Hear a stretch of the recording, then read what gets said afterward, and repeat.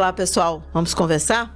A história que aprendemos na escola nos conta que a independência do Brasil se deu com aquele grito heróico de Dom Pedro às margens do Ipiranga no dia 7 de setembro de 1822. Mas, na verdade, todo o processo que culminou com a separação do Brasil de Portugal envolve muito mais episódios e pessoas que durante anos ficaram à margem dos registros. No interior do país, muita resistência aconteceu e elas motivaram episódios penosos e que custaram centenas de vidas. Um desses episódios aconteceu aqui no estado do Piauí, no dia 13 de março de 1823, portanto, 6 meses depois do Grito do Ipiranga. Trata-se do conflito que, de um lado, tinha tropas portuguesas, do outro, piauienses. Eles lutaram às margens do riacho Genipapo, em Campo Maior. Por isso, o conflito recebeu o nome de Batalha do Genipapo. Esta série é sobre essa batalha e de como ela influenciou o processo de formação da identidade do piauiense. A Batalha do Genipapo foi o combate que decidiu o futuro do Brasil. Eu sou Cíntia Lades e neste episódio a gente vai receber o professor Dr. Johnny Santana, historiador pela Universidade Federal do Piauí, e todo o trabalho dele é com ênfase exatamente na Batalha do Genipapo. Ele vai falar sobre a participação dos piauienses e sobre a importância do conflito no cenário nacional.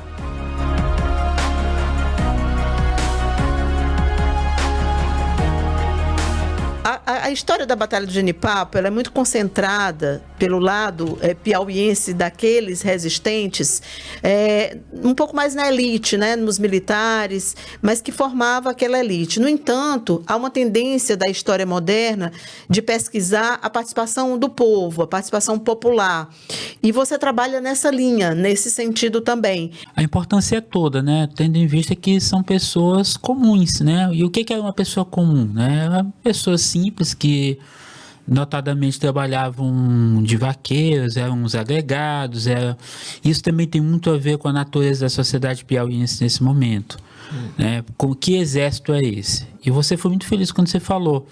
O olhar que a gente tem hoje no campo da história, que é o que a gente chama de história social, ou história vista de baixo, né? Daqueles que nunca tiveram vez e voz, é um olhar que a gente tem procurado assim destacar. Bem, mas esse exército, historicamente, a gente sempre viu que esse exército tinha um forte personalismo nessas figuras centradas, como você falou, que eram os grandes líderes, os grandes comandantes, as pessoas que compunham a elite piauiense, que também hoje é uma preocupação da gente no campo da história para entender quem são essas elites. Né?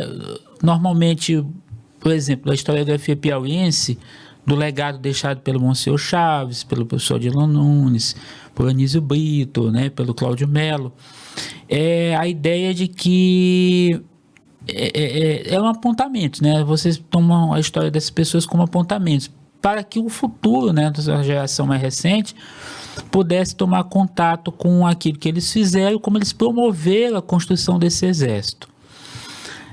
Tem trabalhos mais recentes, eu gosto sempre de destacar isso quando eu vou falar, que é o trabalho da professora Claudete Dias. Sim. Eu considero o primeiro grande trabalho sobre a Guerra da Independência no Piauí, porque ela já começou a trabalhar esse caráter popular da guerra. O grande desafio hoje é exatamente tentar cartografar, né, rastrear o percurso dessas pessoas. E essas pessoas são, como eu falei no começo, elas constituem a sociedade piauiense.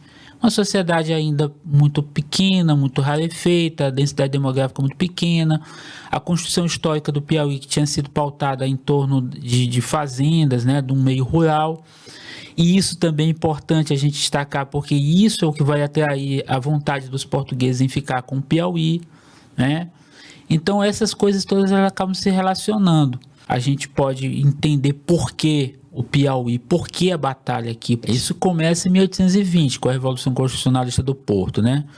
As cortes, né, que já estavam ali enfadadas do fato do príncipe regente, Dom João VI, estar aqui no Brasil, começaram a fazer com que ele fosse, né, voltasse a Portugal para assumir o comando do país. Havia aquilo que a gente chama de interiorização da metrópole. O Brasil acabou sendo o centro principal de gerenciamento do Estado português, do imenso império colonial português que é da África à Ásia. E, literalmente, Portugal havia se tornado uma espécie de colônia, né? Havia ocorrido uma inversão. Então, com as cortes começando a exigir que Dom João VI voltasse, ele, de fato, volta e deixa seu filho aqui, Dom Pedro I. Ele se torna monarca, um monarca constitucional, mas as cortes não se dão por satisfeitas. Agora, veja, qual é a cara do Brasil nessa época? O norte do Brasil, especificadamente o Maranhão e o Grão-Pará, eles eram extremamente fiéis às cortes em Lisboa. Isso dá muito por conta também de alguns anos antes, o Marquês de Pombal ter feito uma grande reforma administrativa aqui e ter introduzido uma companhia de comércio no norte, no Grão-Pará e no Maranhão, que fez com que a região se desenvolvesse bastante. Então as elites lá eram muito fiéis às cortes. Quando esse processo de constitucionalização ocorre em 1820 e a necessidade de Dom João VI voltar, essas elites do Maranhão e do Grão-Pará continuavam muito fiéis. Eles não respondiam ao Rio de Janeiro, que é um lugar mais distante. Eles respondiam diretamente a Lisboa, né? Até pelo fato de estar literalmente mais perto do que o Rio de Janeiro. Bem, se você olhar o mapa do Piauí, onde é que o Piauí está nisso? Você tem o norte, que vai do Maranhão, Grão-Pará, a capitania do Rio Negro. Você tem o resto do Nordeste, descendo até o Sul. Essa região toda, passando pelo Goiás, pelo Mato Grosso. E você tem o Piauí, como, se você observar, é uma zona estanque, que separa bem delineadamente o norte e o sul. Uhum. Acontece que os portugueses tinham ciência muito grande de que aqui tinha uma quantidade imensa de gado, né? A região tinha pastagens muito ricas que inclusive tinham sido identificadas pelos viajantes que já tinham passado aqui. O Carl Philipp von Martius descreveu a vegetação daqui, o capim daqui, o que é chamado capim mimoso, um capim muito rico, muito bom. O algodão daqui era bom, o algodão daqui era colorido, então tinha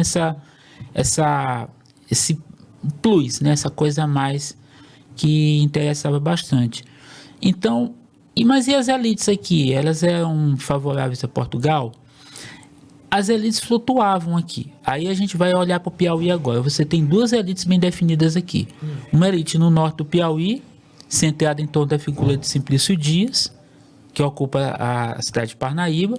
Você tem uma elite no centro-sul do Piauí, que gira em torno do clã do então barão da Parnaíba, Manuel de Souza Martins, que era brigadeiro, não era nobre ainda, não tinha título de barão. Ele, centrado ali, representava essa elite rural. Eles não se conversavam, não se dialogavam, mas também não tinham maiores problemas. Conviviam. E o Simplício, ao que pese, ele é realmente uma pessoa muito preparada, um homem ilustrado, uma pessoa encantadora, tinha convivido com pessoas na Europa, ele viajou durante muito tempo na Europa, fazia parte de uma comunidade que era representada ainda pelo Leonardo Castelo Branco, né? Eu costumo muito brincar com meus alunos. O Leonardo Castelo Branco seria uma espécie de Danton, né? Danton, na Revolução Francesa, é uma pessoa que era nobre, mas estava transitando pelo povo. Entendi. A mesma coisa é o Leonardo Castelo Branco, é uma pessoa iluminada, né? Com um princípio iluminista. Tinha o juiz João de Deus, né? O juiz João Cândido de Deus, que também é igualmente uma pessoa com um princípio iluminista. E eles se centravam ali em Parnaíba. Veja, o Simplício, com esse espírito humanista, já tinha tomado parte num movimento sedicioso que havia ocorrido em Pernambuco em 1817. Então, quando a notícia da independência chega aqui, ele não hesitou. Ele sabia o que as cortes em Lisboa queriam e o que o príncipe regente no Rio de Janeiro queria. Então, ele aderia ao princípio da independência. Sim. Por isso que o grito é feito lá no dia 19 de outubro. O pai do Simplício, eles eram uma família muito rica, eram vocês mesmos, ficaram muito ricos. E o Simplício, dado essa capacidade, ele não pestanejou. Mas veja, como havia esse projeto português que é uma coisa que ainda é muito debatida hoje é uma coisa que eu estou me dedicando a investigar também. O projeto português, como o Piauí é um lugar estratégico, aí já entra uma outra questão, o porquê o Major Cunha Fidié veio para cá. Sim. O papel dele para cá é igual ao Madeira de Melo, em Salvador, né? Então, lugares chaves para a manutenção desse projeto. Sei. Se houvesse ruptura, eles garantiriam, porque as elites no Maranhão, no Grão-Pará, já teriam aderido a essa perspectiva de manutenção do Império Colonial Português. Então, o Fidié, ele é alguém antipático que está aqui com a missão de manter a região a todo custo. Quando ele veio para cá, ele mesmo declarou isso no livro dele, nas memórias dele. Olha, Dom João VI me disse, mantenha-se firme no Piauí, mantenha-se. A ideia é manter o Piauí a todo custo. Então, e ele era um militar muito preparado, assim, ele não era um militar qualquer, ele era muito preparado. Mandaram o melhor. Um dos melhores. Eles tinham participado de todas as campanhas napoleônicas. Guerras peninsulares. Na Península Ibérica. Ele lutou em Torre de Vedras, no Bussaço, perseguiu o exército do general Massena até a França, lutou em Olivença. Então, o cara era muito preparado. Tanto é que ele fez uma marcha que hoje é uma loucura. Ele saiu quando ocorre a declaração, né, de adesão à independência em 19 de outubro de 1822, ele sai de Oeiras com uma tropa em marcha até Parnaíba. Olha, se você se incomoda hoje de ir para Parnaíba de onde? Imagina, é o norte e o sul, né? Como a gente vai ter um episódio só sobre o Fidié, eu queria te explorar um pouquinho mais sobre como você está estudando essa formação das tropas, né? Como é que essas tropas foram formadas, quem eram essas pessoas? Certo. Então, assim, quando o Simplício, né, quando o Fidié chega em Parnaíba, o Simplício acaba saindo de lá. As pessoas de Parnaíba às vezes ficam assim, ele não fugiu, mas ele precisava sair e foi encontrar a guarida no Ceará. No Ceará havia um problema também com essa questão da adesão. Havia igualmente 2 líderes, né, que acabaram se juntando, né, para ajudar nesse processo de independência do Ceará. E curiosamente, no mesmo dia que o Manuel de Souza Martins havia declarado seu apoio ao processo de independência aqui no Piauí, ao Simplício, que estava no Ceará, ele e o Leonardo Castelo Branco, a junta governativa do Ceará tinha dado o aval para formar um exército libertador, um exército independentista. Bem, quando o Simplício está lá com o Leonardo, e esse exército é formado, e o Fidié havia se deslocado até Parnaíba, o Manuel de Souza Martins, em 24 de janeiro de 1823, declara também a independência da Vila de Oeiras e a adesão da junta governativa, da qual ele não era o presidente, ao princípio de independência, né? Aí, lá você tem de novo o retorno de Fidié. Tá. Só que esse exército que é formado, ele é originalmente formado no Ceará. É uma pequena tropa, é dado o comando, ao capitão Joaquim Chaves e a outra ao alferes Leonardo Castelo Branco. Leonardo Castelo Branco adentra o Piauí, era uma pessoa, né, extremamente impulsiva, né, mas era um líder. Tinha toda essa questão da figura do herói, né? Tinha. Do herói piauiense, que lidera os mais fracos. Então, tem toda essa construção romantizada em torno do Leonardo, mas ele tinha um pouco esse viés, né? Tinha. O Leonardo era um fazendeiro, mas era também um inventor, era um intelectual, era um oficial das milícias. Então, ele era uma pessoa incrível, né? Tinha sido eleito deputado constitucionalista, acabou não indo. Nenhum deputado foi do Piauí.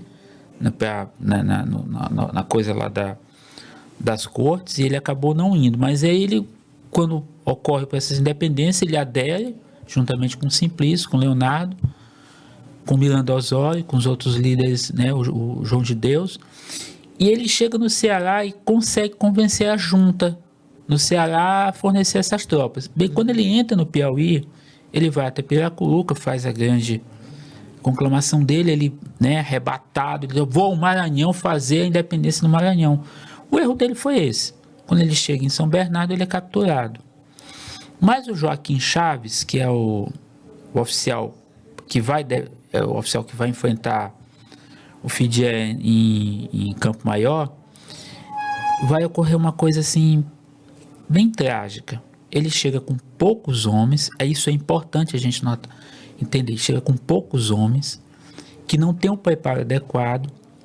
Os batedores dele já haviam avistado que Fidel vinha descendo, e ele quando ele chega em Campo Maior, ele pede ajuda junto em Oeiras, que não dá tempo de mandar homens. Nem o capitão Alecrim, que era o oficial que ele tinha despachado para a União, que era o estranhado, também não tinha conseguido chegar a tempo. Ele fez uma grande conclamação, essa conclamação acabou, né, sendo arregimentada ali, muitas pessoas pegaram pau, facão, faca, e foram defrontar com o Major Fidel. Então a batalha foi extremamente trágica, né? Ela começou pela manhã cedo, acabou 2 da tarde. Aí, sim, tinha essas coisas que eu quero te falar. A formação desse exército, né? Sim. Você teve um exército emergencial, que foi uma tropa que deu combate. Na sequência, você vai precisar formar um grande exército independentista. A junta no Ceará, o Tristão de Alencar Aripe, que é um dos oficiais, ele tinha chegado a prometer, ele e o José Filgueiras, formar um exército de mais de 20 mil homens, densidade demográfica pequena. Como é que tu vai engrossar um exército desse tamanho? Seria outra história, né? Se tivesse. Mas quando chega aqui, aí a diferença do Ceará e no Piauí. No Ceará você vai ter mais dificuldade de arregimentar esses soldados, mas aqui não. Aí é que entra uma coisa que dá o caráter popular. Você tem 2 momentos da formação desse exército. Esse que combateu em Campo Maior, e depois como a junta vai organizar esse exército. Então, quem são as pessoas que vão lutar? Enquanto o exército português é formado por soldados profissionais, que a gente chama de primeira linha, o exército brasileiro com esse formado aqui é o que a gente chama de milícia, segunda e terceira linha. Entendi. Que são as milícias que compõem os exércitos particulares dos senhores. Cada senhor que é dono de fazenda, ele chega, recebe sua gleba de terra, né, na época da colônia, todos os trabalhadores que são agregados vão formar essa milícia. Entendi. Então, por isso que começa a aparecer as patentes, né? Coronel, major, capitão, tenente. E essa milícia vai ser engrossada pela parentela dele, pelos agregados, por uma imensa rede familiar, um condomínio de fazendeiros que engrossa. Como o Manuel de Souza Martins engrossa esse grupo familiar do sertão, do homem rude, né, diferente do Simplício, o Simplício precisou ir ao Ceará para formar esse exército. Aqui não, esse exército vai ser formado no centro-sul do Piauí a partir da influência do Manuel de Souza Martins, né, em Oeiras. Aí você tem, aí entra o que eu estou falando agora das cartas, né? Eu peguei uma carta de só um exemplo, né, um capitão chamado Caminha, de Valença, ele escrevendo a junta governativa, dizendo, olha, estou te enviando meu filho Gaudêncio, meu outro filho José, meus agregados, meus vaqueiros, meus sobrinhos, estou te mandando cavalo, forragem e armamento e pólvora para engrossar o exército independentista, para expulsar daqui os portugueses invasores. Isso é muito lindo. É muito, realmente. Quando você vê a carta, o que tem de melhor, né? Você mandou os filhos, né? O que tem de melhor. E ele diz, olha, mande, meus filhos são meus pés e minhas mãos, eles são tudo para mim, estou te confiando, né? A vida dos meus filhos para engrossar esse exército independentista. Então, é só uma das cartas. Essas cartas, elas chegaram a mim, porque originalmente eu fui professor da Universidade Federal em Picos, né? Eu implantei o curso lá em 2006, 2007, e pelas mãos de uma aluna muito querida que falou, professor, a família teve acesso a essa documentação é muito farta, muito importante, a gente foi dar uma olhada, ela foi minha aluna de iniciação científica, foi me orientando de iniciação científica, de monografia, hoje ela está fazendo mestrado, e o mestrado dela trata exatamente sobre essa perspectiva, né, sobre minha orientação desse processo da formação desse exército. Ela está concluindo agora, está com a cabeça muito, né? Mas está dando certo. E o livro vai ser um livro em coautoria com ela, né? Entendi. A gente teve que pedir permissão à família. E é engraçado porque ele é revelador de muitas coisas da sociedade. Piauí se tornou uma zona de guerra, né? Então, assim, Não era só ali, no âmbito da batalha, ali Campo Maior, não, né? não, porque o exército vai engrossar, depois ele vai ser incorporado. Esse exército tinha a pretensão de invadir o Maranhão para fazer o Maranhão da independência. Então, Sim, assim, que era o Maranhão ainda era lusitano, né? É. Defendia o governo português. há duas frentes. Uma da chegada do almirante Thomas Cochrane, que é o comandante da primeira esquadra imperial, que vai chegar a São Luís do Maranhão, e no dia 28 de julho faz a junta governativa da independência. Mas há um ponto que, assim, depois da Batalha do Genipapo, Fidel, ele é o que a gente chama de vitória de Pirro, uma veia vitória. Ele vence a batalha, Mas não sabe o que fazer, porque é uma coisa típica do século XIX, que se inicia também naquela época das guerras napoleônicas. Você vence uma batalha, você tem que perseguir o inimigo, derrotado. Bem, o exército independentista saiu em debandada, ele não teve como perseguir, voltou, acampou no Estanhado, e lá foi o que ele fez. Ou eu vou para Oeiras ou eu vou para Caxias. depois acaba preso, né? Ele vai para Caxias, em Caxias ele é cercado. Só que ele, para ser cercado, quem que cerca ele? Quem cerca ele é esse exército, foi formado no Piauí. Se as pessoas, não só nas escolas, mas as pessoas da sociedade de um modo geral, pudessem entender o sacrifício que as pessoas fizeram no Piauí no passado, se elas pudessem entender isso de verdade, elas iam ver o quanto a gente é devedor desse passado. E também compreender o nosso processo de formação identitária, né? Que eu acho que passa muito também por esses episódios, Exatamente. por esse período, né? Não é só pelo episódio da batalha, acho que Por toda a Constituição. Por toda a Constituição, né? Cíntia Fortaleza, a alma guerreira, decidida, a ideia de dizer não, eu não quero fazer parte disso, eu quero ajudar a construir um país. E isso é muito importante nesse momento, porque isso é patriotismo. Sim, isso sim é patriotismo. Isso é patriotismo, né? O que é uma nação? Nação é um discurso que vai ser elaborado ao longo dos anos e que nasce com a Revolução Francesa. O que é pátria? O que é patriotismo? Pátria é meu lugar mais perto de pertencimento, é minha rua, é meu território. Quando esse conjunto de ideias ajuda a se formar, a construir o que a gente vai chamar de nação, você tem vontade de fazer parte dessa nação.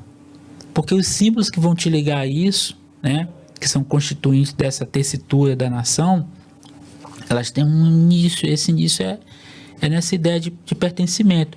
E nesse momento, essa ideia de pertencimento é clara. É por isso que isso vai ajudar aí a importância do Piauí na história do Brasil. Não é na história regional.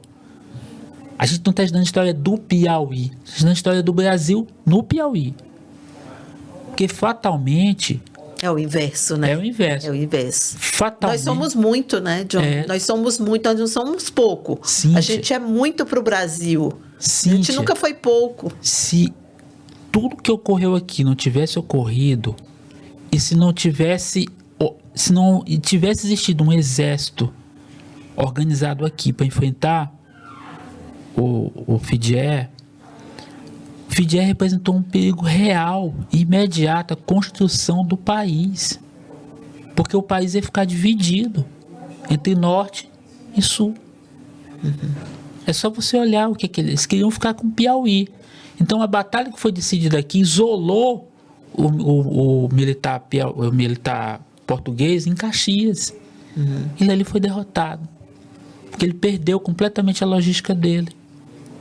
O grito do Ipiranga não seria grito do Ipiranga hoje. Não, se não São fosse. Paulo não teve batalha, o Rio de Janeiro não teve batalha, sabe, teve batalha na Bahia, aqui e na província Cisplatina, que perdemos depois para a Argentina, que é o Uruguai. Sim. Só. Você não teve mais combate. Aí você vai ter... Na Bahia teve combate no mar, em terra, e teve... No Maranhão não teve... Eu sou maranhense piauiense. O que eu cortei no 28 de julho? 28 de julho, que é a adesão do Maranhão à independência, Lord Thomas Cochrane chegou lá e disse assim, olha, a junta tem que aderir à independência. A junta ainda foi pensar, ele disse, olha, se você não aderir, eu vou bombardear a cidade. De tão fiel que eles eram às cortes. Quando eles foram fazer o juramento, eles conclamaram Dom João VI, o rei, e as cortes em Lisboa. Aí o Lord Thomas Cochrane, vocês não estão entendendo. Vocês agora fazem parte do Império do Brasil. Aí foi que a junta caiu na real e aderiu. Mas não se derramou sangue lá, a não ser em Caxias, né? Entendi. Então, assim, é muito mais forte o que representa a batalha enquanto processo que nos mostra o quanto somos fortes, somos resistentes, como você falou, do que o fato de termos perdido, que é o que parece ter sido sempre o mais contado. É que nós somos derrotados. Na verdade... É por isso que é importante entender o que essa derrota significou. Sim. Significou... E aí reconstruir. Reconstruir, né? Uma regimentação muito maior de pessoas que acreditavam num projeto de formar um Estado imperial. E esse Estado vai ser formado quando a independência ocorre. Isso devia ser ensinado nas escolas. Deve ser Porque ensinado. a nossa autoestima depende disso. E a piauiensidade, ela é muito forte. Eu vou dizer sim, muito. Maranhão. Que é forte, mas eu acho aqui mais forte, né? Aqui é forte. Aqui a gente defende as nossas coisas com unhas e dentes, eu fui criado com a piauiensidade muito forte por causa da minha mãe, que é de Campo Maior. Além desse trabalho, eu estou escrevendo um outro livro, que eu me caí por uma coisa bem, acho que vai ser bem legal para a gente fechar a conversa. Eu me toquei com uma coisa, como essa própria história me chamou. Eu estou escrevendo um livro chamado Os Rastros da Guerra da Independência. É um livro também que eu estou escrevendo. Estou narrando as principais batalhas da guerra. Eu destacaria 4 batalhas. A batalha da Lagoa do Jacaré, a batalha em Campo Maior, em Genipapo, o cerco a Caxias e a batalha que ocorreu em Itapecuru-Mirim, que é uma cidade pequena perto de São Luís. Veja, a minha mãe nasceu em Campo Maior, a minha esposa nasceu em Piracuruca, o meu pai nasceu em Caxias. Nossa! E eu nasci em Itapecuru-Mirim. Quer dizer, as 4 cidades que eu vi. Então eu me toquei, a história me chamou para esse... Nossa, que incrível, professor, incrível, olha, impressionante. Genipapo, 200 anos do conflito mais sangrento pela independência do Brasil. Até o próximo episódio. Nossa cidade é protegida pelas almas do batalhão. Recebemos já até mensagens.